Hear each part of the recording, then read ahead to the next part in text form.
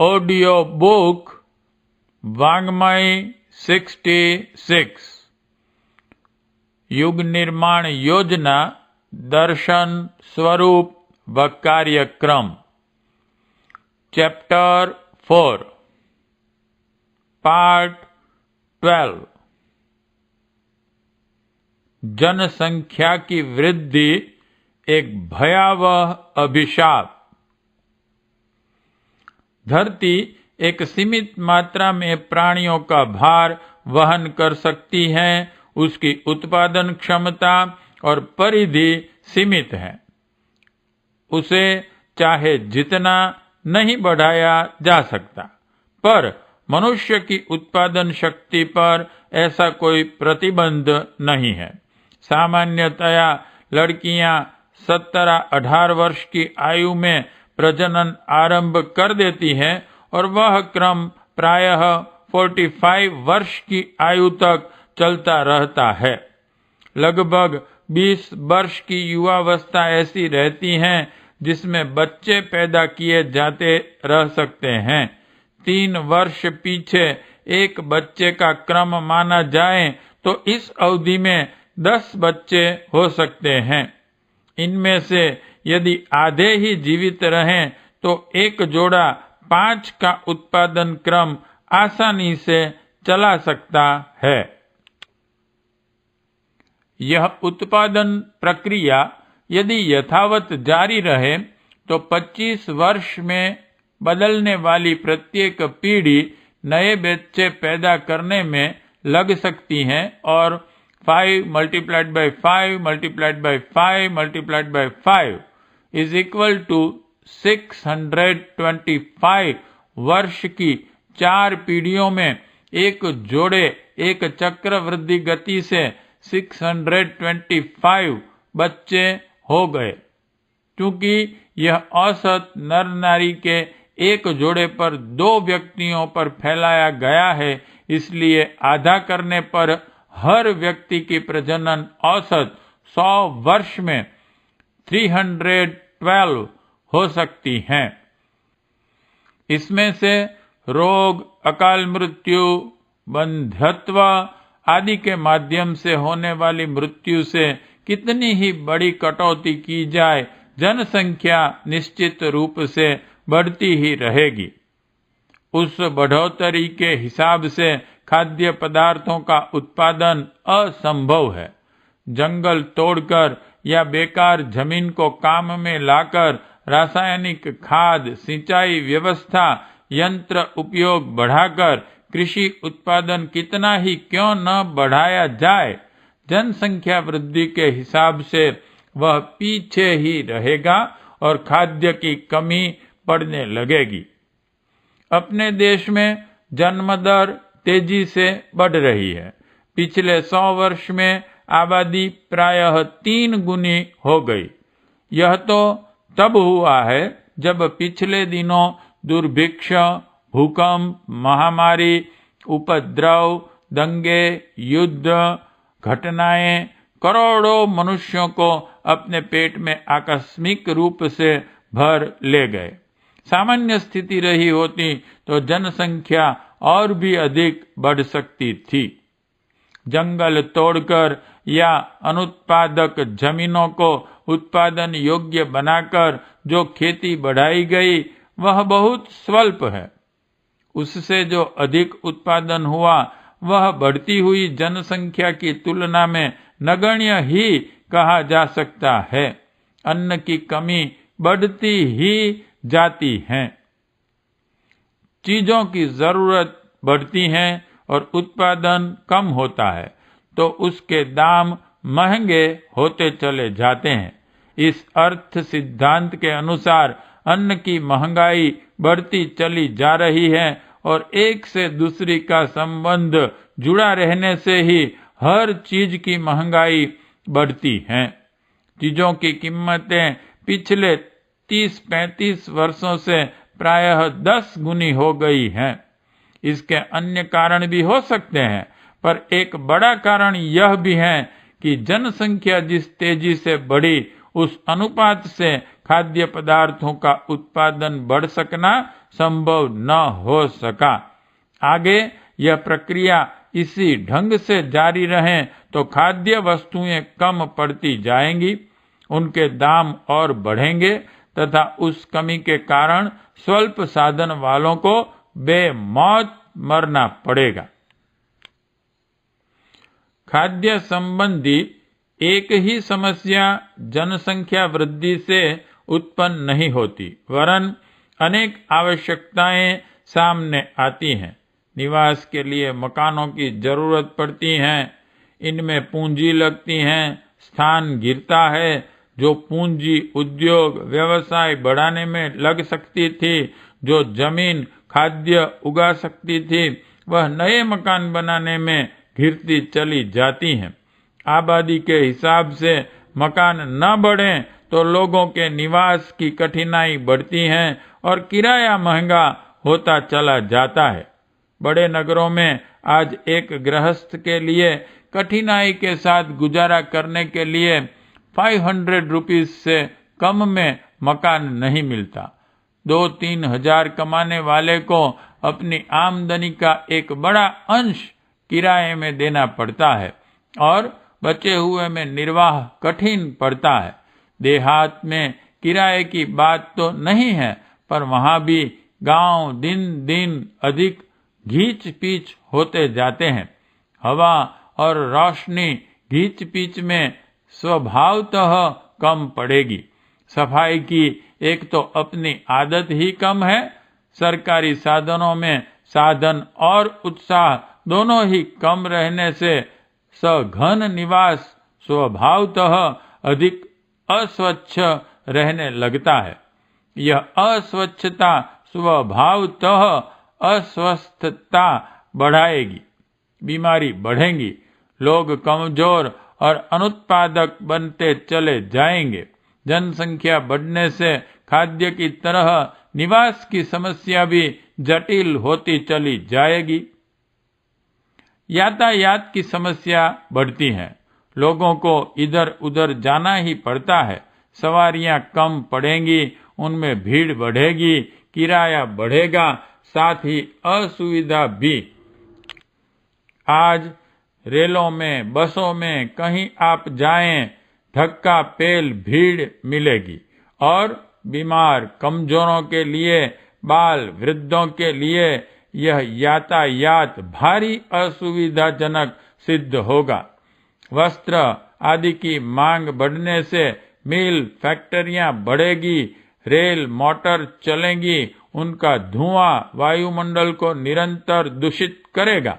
फैक्ट्रियों का गंदा पानी नदियों में ही डाला जाता है, बड़े नगरों का मलमूत्र भी नदियों में पड़ता है। इस अस्वच्छता की मात्रा बढ़ते जाने से पानी की गंदगी भी बढ़ती चली जाएगी।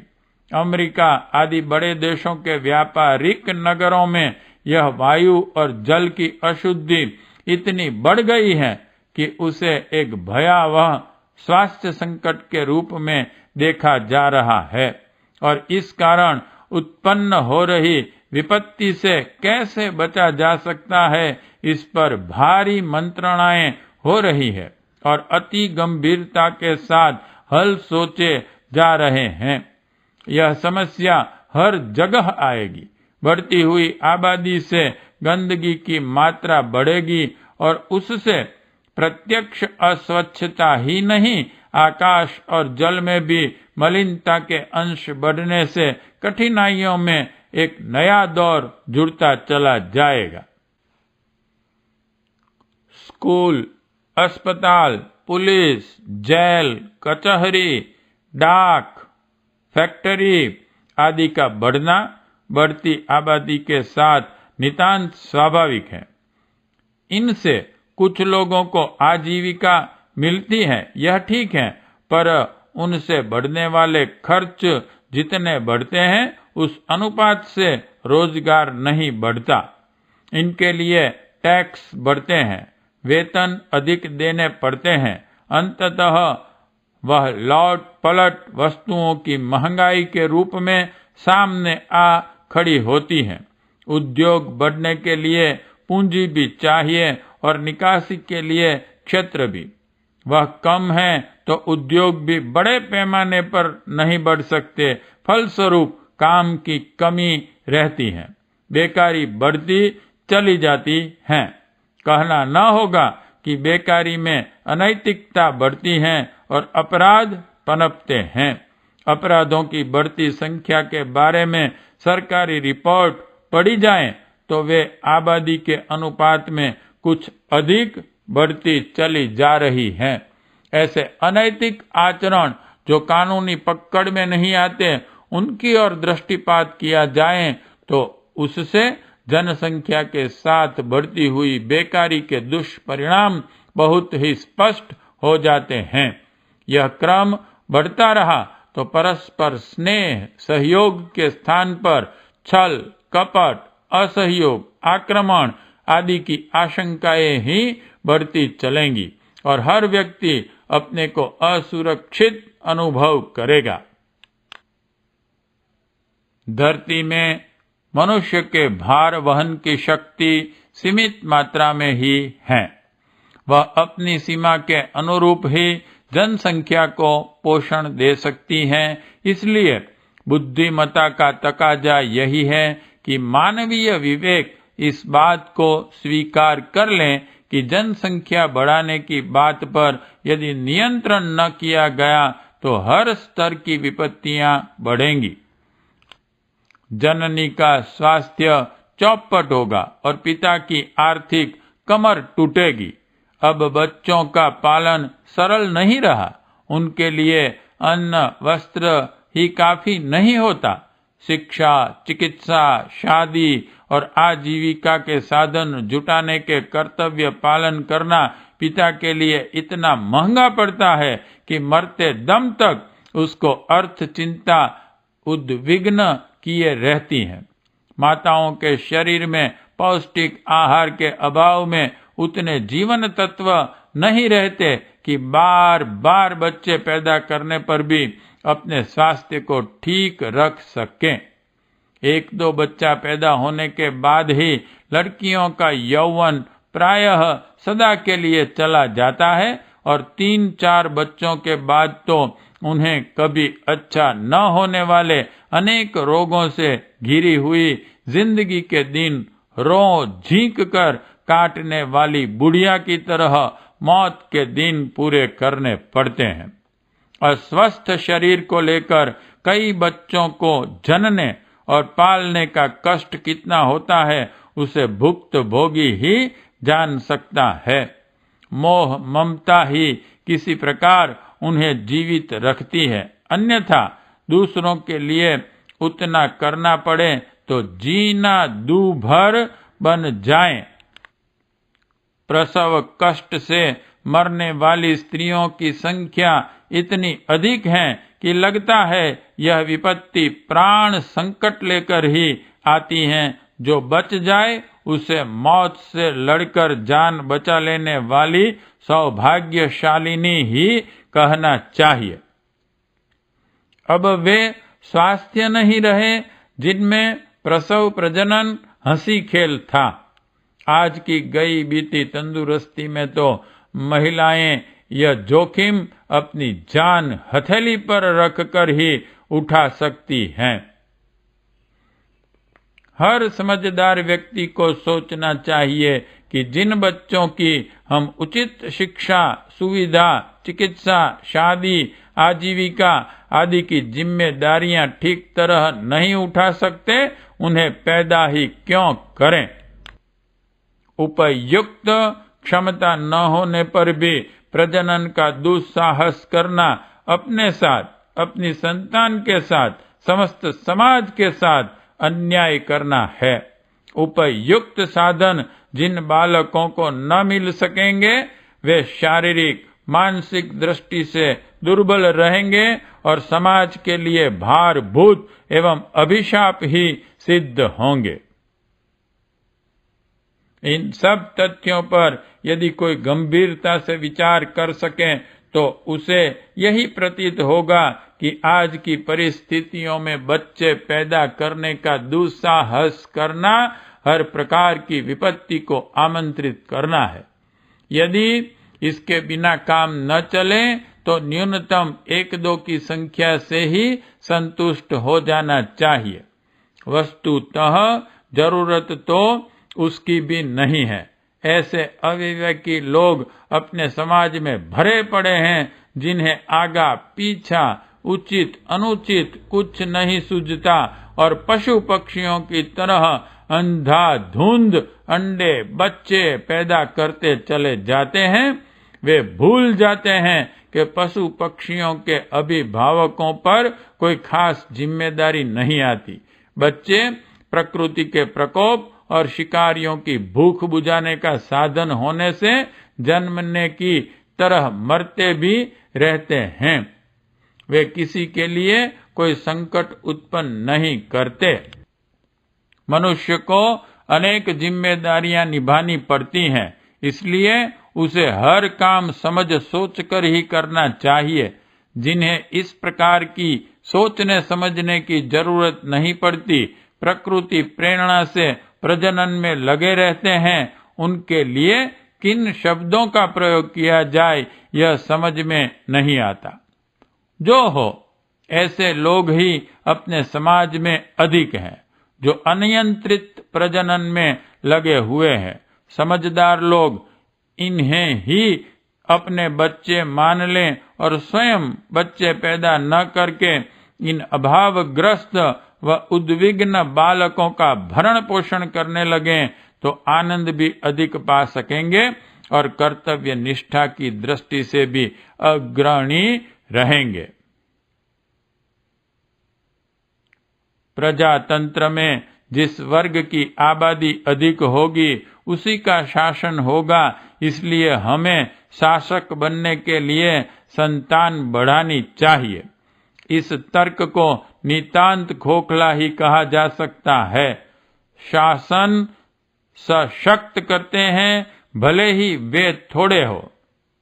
दुर्बल और अयोग्य बहुसंख्यकों को थोड़े सशक्तों के पैरों तले कैसे कुचला जाता है, इसका उदाहरण बाहर नहीं ढूंढना है।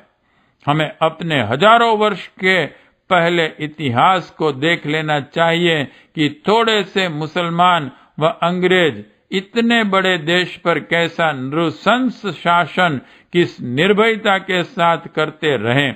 फिर अयोग्यों के बहुमत से चुनाव जीतने वाली आज की प्रजातंत्र पद्धति में भी अगले दिनों भारी हेरफेर होता जा रहा है, जिसमें इस तरह की आकांक्षाएं सर्वथा निर्मूल सिद्ध होगी। आज की परिस्थितियां हर समझदार व्यक्ति से अनुरोध करती हैं कि वह बच्चे पैदा न करें तो उसकी संख्या न्यूनतम रखें। विवाह दो साथियों के पारस्परिक सहयोग के लिए किया जाना चाहिए, बच्चे पैदा करने के लिए नहीं। बिना प्रजनन के विवाहों को अधिक सफल और सराहनीय माना जाना चाहिए। बड़ी और परिपक्व आयु में ही विवाह किए जाएं। विवाह के बाद जब तक प्रजनन टाला जा सकता हो टाला जाए। अपनी शारीरिक, आर्थिक तथा मानसिक परिस्थितियों पर विचार कर जितना उत्तरदायित्व उठा सकने की क्षमता हो उससे कम ही बोझ उठाया जाए। 30-35 वर्ष की आयु में बच्चों की उत्पत्ति बिल्कुल बंद कर दी जाए ताकि 50 वर्ष की आयु होने तक घर परिवार की जिम्मेदारियों से निवृत्त होकर वानप्रस्थ परंपरा अपनाने और लोक मंगल के लिए आवश्यक कर्तव्य पालन का अवसर मिल जाए। यह तथ्य है कि ढलती आयु में पैदा हुई संतान स्वयं दुख पाती है और पैदा करने वालों को चिंता विक्षोभ का कारण बनाती है। जिनकी संतान अपने आप ही नहीं हो रही, उन्हें आज की परिस्थितियों में ईश्वर का परम प्रिय कृपा पात्र माना जाना चाहिए। अभागे वे हैं जो जीवन में कुछ महत्वपूर्ण काम करने की अपेक्षा सारा समय पेट और प्रजनन की पशु प्रवृत्ति पर निछावर करके पाप की गठरी सिर पर लादे असफल जीवन जीकर कीट पतंगों की तरह मौत का ग्रास बनकर संसार से रोते कलपते विदा हो गए। ऐसा प्रजनन जो जीवन का सारा आनंद नष्ट करके समाज सेवा की संभावना समाप्त कर दें, किस काम का? समाज को अच्छे बच्चे देने का जिनका मन होवे, यह कार्य अपने बच्चों से ही करें, यह क्या जरूरी है? असंख्य दुर्भाग्यग्रस्त बालक इस प्रकार की सहायता के लिए प्रतीक्षा कर रहे हैं। यदि अपने में लोक सद्भावना, वात्सल्य या दूसरी उच्च भावनाएं वस्तुतः विद्यमान हों, तो उन्हें असंख्य असहाय बालकों के लिए खुशी खुशी त्याग किया जा सकता है। नवनिर्माण के लिए हमें युग धर्म के रूप में प्रजनन को अनुत्साहित करने की बात पूरी तरह ध्यान में रखनी चाहिए। अन्यथा बढ़ती हुई आबादी का प्रवाह निर्माण की व्यवस्था बनना तो दूर, जो है उसे भी स्थिर रखना असंभव कर देगा। पार्ट 12 समाप्त।